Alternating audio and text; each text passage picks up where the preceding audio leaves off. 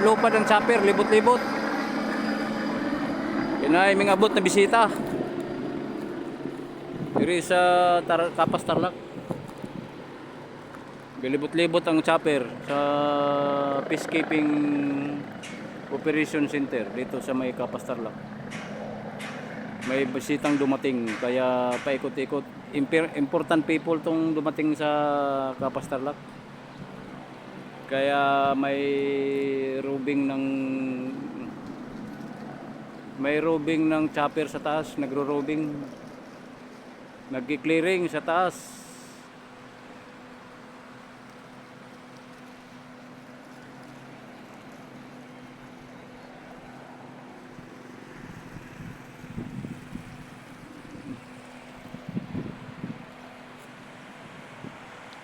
Ngayon tayo sa Kapas Tarlac Peacekeeping Coordinating Center.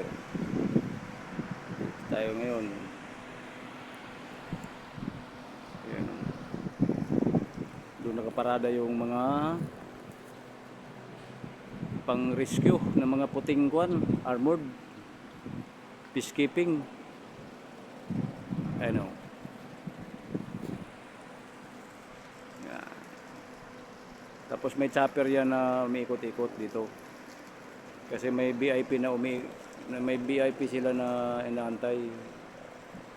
Kaya mayroong chopper na umiikot-ikot diyan.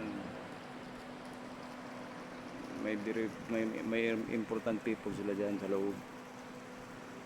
May meeting sila diyan.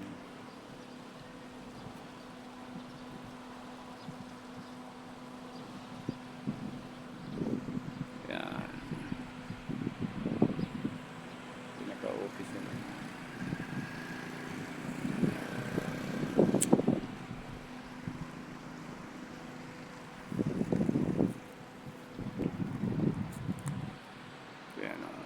Maraming puno, mga malamig ang hangin.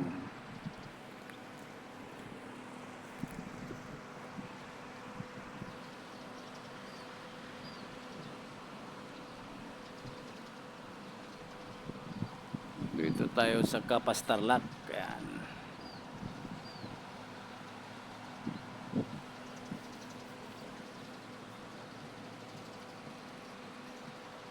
Maluwag ang kampo.